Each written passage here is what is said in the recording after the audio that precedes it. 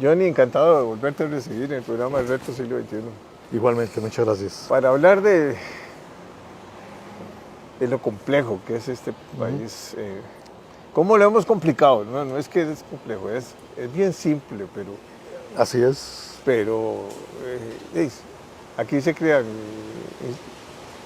programas y se nombran ministros sin cartera y cada ministro en las juntas directivas andan prácticamente a la libre, ¿verdad?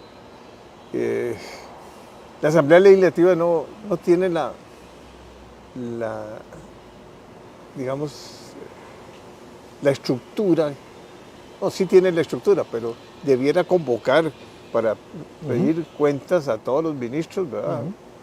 Debe ser parte de su formación y de su agenda. Claro.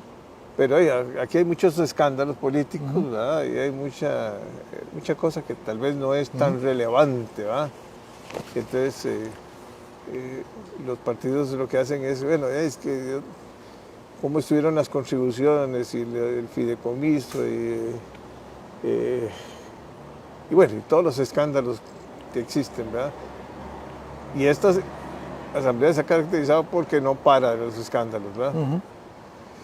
Y a mí me parece importante que comencemos a ordenar un poco la estructura del Estado, la famosa reforma del Estado, y que le demos a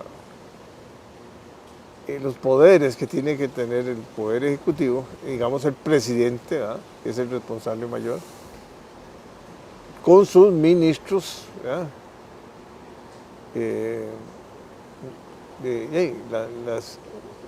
cuáles deben ser las políticas, las directrices, cómo debemos de manejar el país, ¿verdad? Y que sean los ministros los que se responsabilicen, incluyendo no las directivas, digamos, de las instituciones semiautónomas o que se creen que están a la libre, ¿verdad?, pongámosle así. Y eso es un problema, ¿verdad?, porque aquí a la libre ya no puede haber nada, tiene que estar todo el mundo estructurado en una sola dirección, hay que ordenar los recursos. Bueno, Johnny, usted es el experto en esto. A ver. Muchas gracias, Jorge, pero en realidad la noción, digamos, fundamental para una charla como esta es la que vos ya definiste.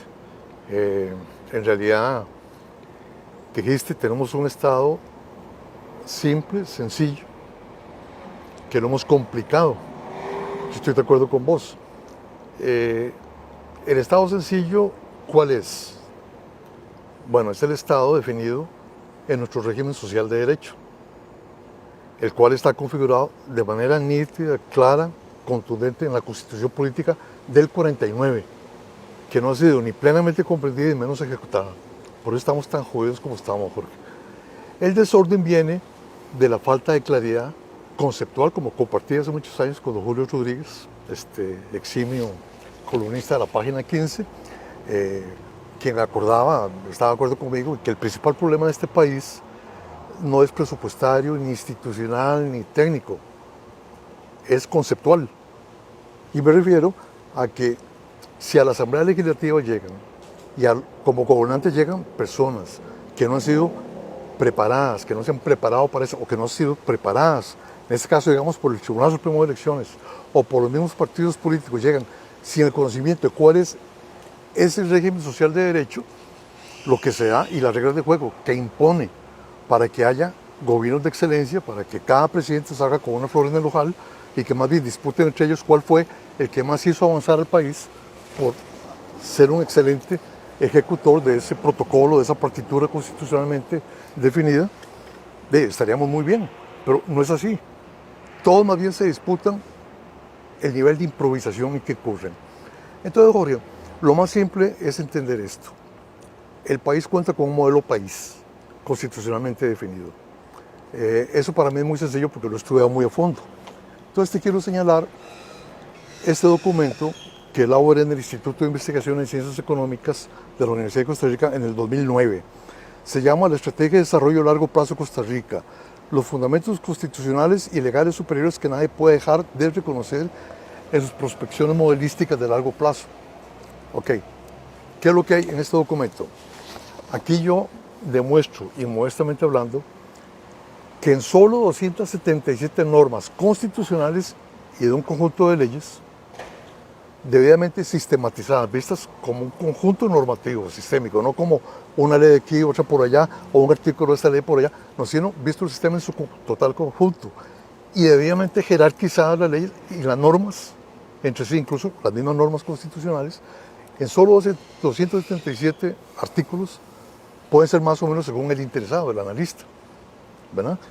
Tenemos ese modelo país con fundamento en los derechos de los habitantes, claramente identificados y establecidos en salud, educación, cooperativismo, distribución de la tierra, productividad, economía, derechos de los habitantes frente a los y de los consumidores frente a los monopolios, la obligación del Estado de procurar el famoso artículo 50 que muchos citan y todos desconocen en sus consecuencias básicas.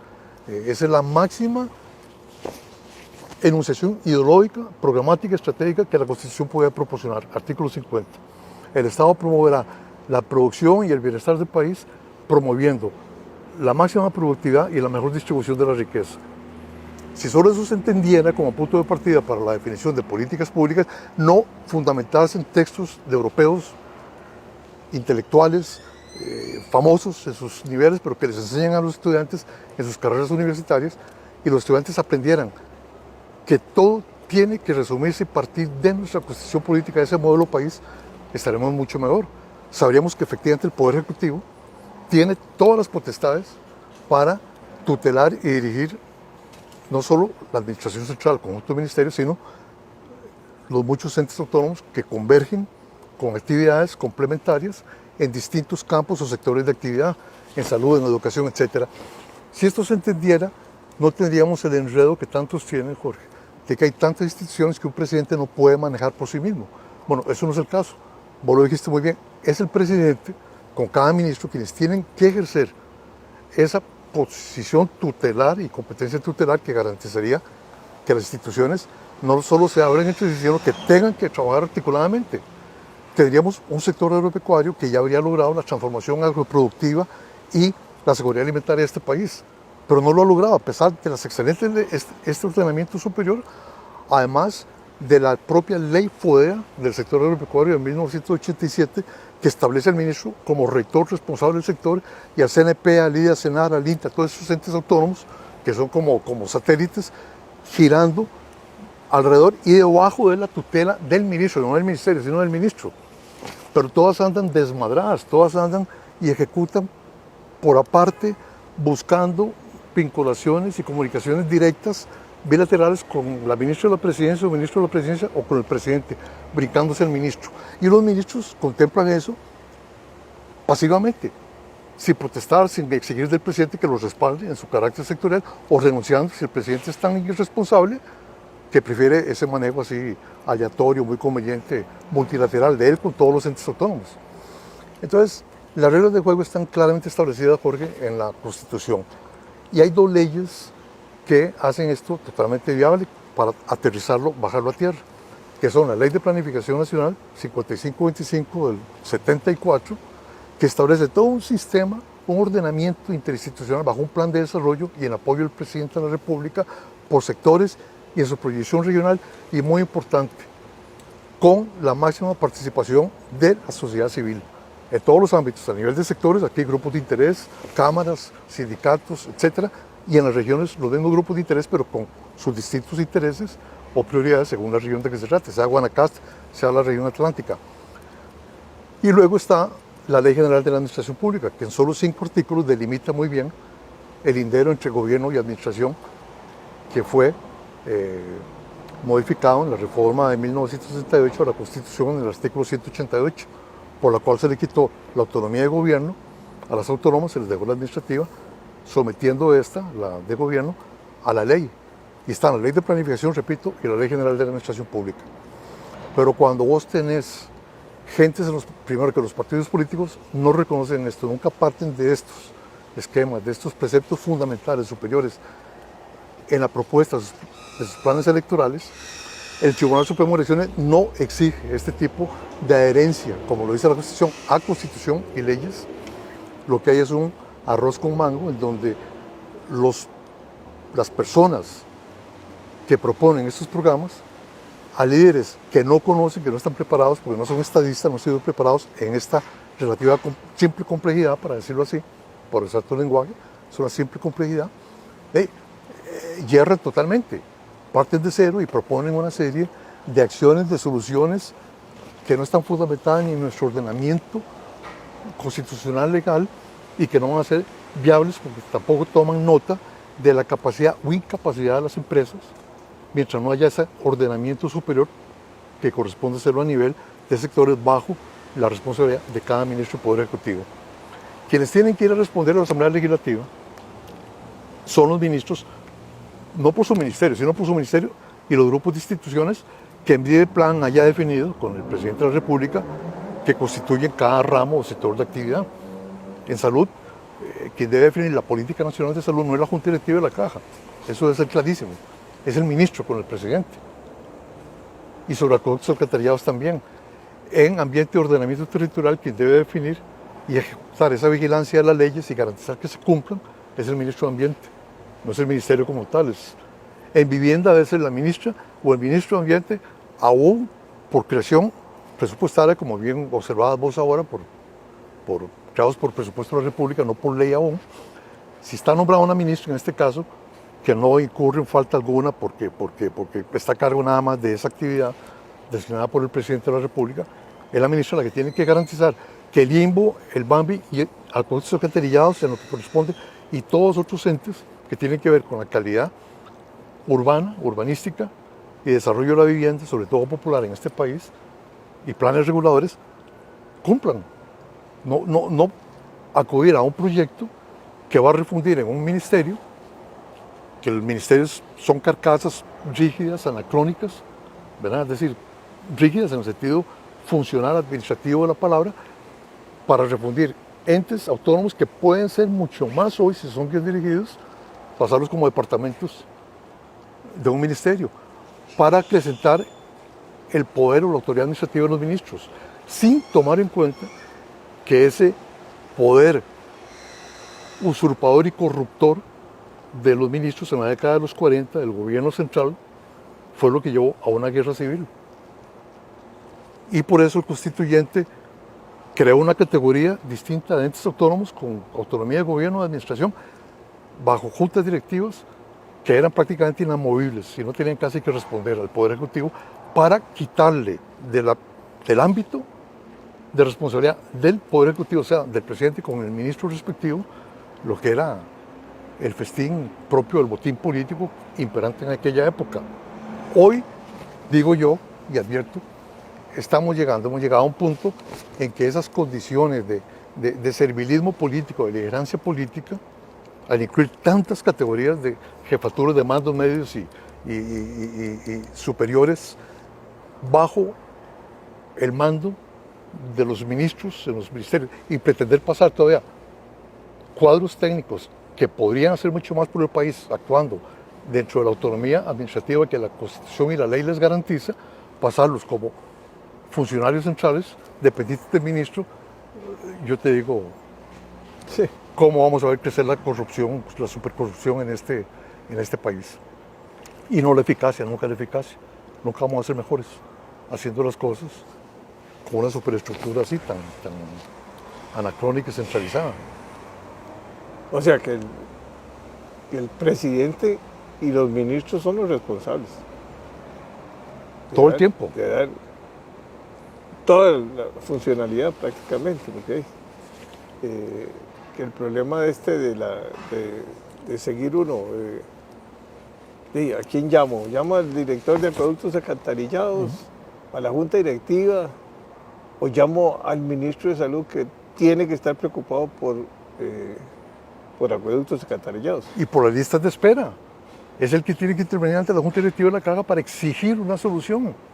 Y no es que tiene que serlo con un látigo, pero sí con la intimidación propia de que ejerza su condición de director político del sector y ser el ministro y el ministerio que fija las políticas nacionales de salud y los estándares de salud, ¿verdad? Así como Eso le daría un poquito más de continuidad tal vez a los programas también, ¿no? Ah, por supuesto, claro que sí. Jorge, es que ve, ante lo que estábamos, ve el fenómeno. Habría aquí por el editorial de La Nación hoy que me llamó la atención, hablando de la comparecencia que quieren varios diputados, fracciones de la ministra de Educación para que dé cuentas sobre la serie de barbaridades que ha venido denunciando. Dice el editorialista, los diputados, especialmente los de la Comisión Especial de Educación, no pueden dejar de exigirlos sin incurrir en una grave falta a sus deberes. Bueno, eso es lo que dijimos en nuestro artículo del lunes pasado en la propia Nación. Es decir, ¿quién pedirá cuentas por los incumplimientos históricos legales en este país? Primero, he querido dejar claro en ese artículo, así como en mi trabajo de toda una vida y en mis textos, que a quien le corresponde hacer que la administración funcione como un reloj es al presidente con sus ministros. Pero si el presidente llega desinformado o despistado y descomprometido con estas reglas de juego, de constitución y leyes, y permite que sus ministros lleguen igualmente despistados y no sean formados en este lenguaje, en este idioma, en este marco teórico conceptual extraordinario de nuestro régimen social de derecho, lo que está prohijando es que lleguen a batear, a improvisar con él. Cada uno a preocuparse de su cartera, eventualmente algún proyecto en manos de algún ente autónomo que les interesa, pero sin que la opinión pública sepa y los diputados hagan valer su carácter de fiscalizadores en control político, pero integral. No ese control, si me permiten, pendejo, que se practica aquí de llamar a un ministro o a un presidente ejecutivo para que hable y dé cuenta de un problema particular. No, es el control integral que significa que también los legisladores, si los gobernantes no pueden, no saben cuál es su responsabilidad en ese ámbito de sectores y en la proyección regional de toda la administración de ámbito nacional, ministerios y entes autónomos, para llevar la prestación de servicios hasta los niveles operativos donde la gente vive y ver resueltos sus problemas o no. Entonces, la Asamblea Legislativa, los legisladores, si llegaran adecuadamente preparados o se prepararan ahora, serían quienes mejor pueden encarnar esa aspiración popular del pueblo de que por Dios alguien rinda cuentas por los resultados agregados de instituciones que comparten un mismo campo de actividad hacia una misma población meta. Esos son los legisladores.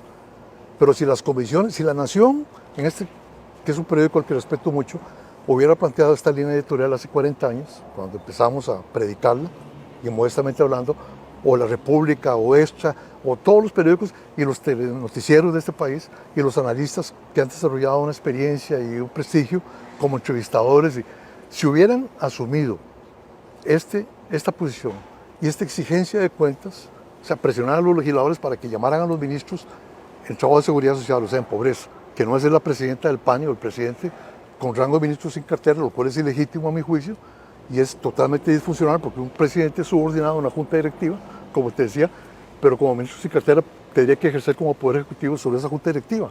Y eso es imposible, o sea, hay una imposibilidad legal y funcional para que eso ocurra. Pero si se entendiera que... El ministro tiene que tener el poder. Claro que sí. Porque si no, no le puedes pedir resultados. Exactamente. Y si está sujeto tal vez a juntas directivas, que además son todas variadas, porque algunas tienen una mezcla ahí de personas o de delegados de tanto del sector privado como de otros, que hace más complicado todavía. Exacto. O sea, Jorge, como vos decías, es tan simple para llevarlo al máximo nivel de simpleza. Como vos decías, el modelo país que tenemos. Primero hay que estudiar a dónde queremos llegar, cuáles son nuestras fortalezas, cuáles son nuestras metas, porque los partidos políticos ahora no estudian nada, o sea, todo bien improvisado. Y la gente que se escoge no tiene experiencia política. Así es. Ni sabe cuál es la visión, ¿verdad? Es un poco, digamos, la improvisación, ¿verdad? Que eso es muy preocupante, ¿verdad? Porque además son 4 años nada más, ¿verdad? Así es. Y mientras se ordena la casa, digamos, y se pasaron los 4 años, ¿verdad? En el caso, digamos, del tren, ¿verdad? Y se estudió y se evaluó y se consultó y se consiguieron recursos y todo. Y llegó otro gobierno y dijo, no, por aquí no vamos por otro lado. ¿Y quién responde por eso? Debe ser el ministro de Transportes que nada responde más por el eso. ministro de Transportes. Pues no Incofer, ¿no? No tiene nada que ver el presidente ejecutivo No, tiene que ver, pero en la línea de jerarquía política en otro nivel. Pero quien tiene que ir a la Asamblea a explicar. El que le van a llamar la atención es al ministro. A quien hay que llamar la atención, sí. O hay que felicitarlo. De acuerdo. Entonces, ve, Jorge, es tan sencillo, para seguir con tu símil al inicio, ver el artículo 140. Hay 2 artículos aquí que no dejan lugar a dudas de quién debe mandar en este país. En ese cosmos de instituciones, archipiélago de instituciones, quién debe poner orden. No es refundiendo, como está haciendo la Asamblea ahora, lanzando perdigones, ¿verdad?, con proyectos de superministerios de Hacienda con planificación, sin reconocer los linderos, los límites de ambas actividades fundamentales para el país, pero tan distintas, Superministerio de Agricultura, Superministerio de Vivienda. Es decir, en vez de esas, si me disculpan, tonteras, o no me disculpan, los afectados, ¿verdad?, pero creo que son tonteras, tienen que entenderse esto. Miren, el artículo 140 habla de los deberes y atribuciones que corresponden conjuntamente al presidente y al respectivo ministro o gobierno, no ministerio. Esta es la Constitución política. El inciso 3 dice sancionar y promulgar las leyes, reglamentarlas, ejecutarlas y velar por su exacto cumplimiento. Esto es la labor de tutela fundamental.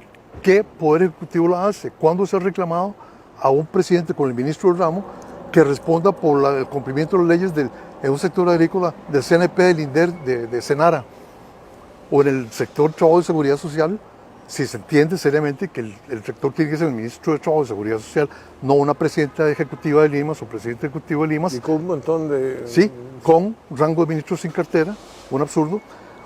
Hay que preguntarle qué está haciendo o qué ha hecho para que el sector o la lucha contra la pobreza siga siendo un fracaso.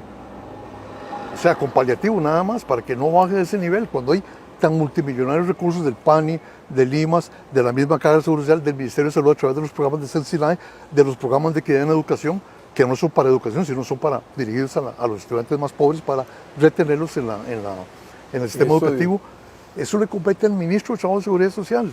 Y además de que los presidentes le quitan esa competencia por decreto, lo cual es prohibido, la Contraloría ni nadie objeta esto, solo este servidor, y modestamente hablando, repito, yo no cuento para nada, no soy contralor, no soy defensor, no soy diputado, no soy una comisión de estudio o el Informe Estado de la Nación, no tengo esa caja de resonancia detrás de mí. Pero si solo eso se entiende, esa es la tutela de la competencia de tutela.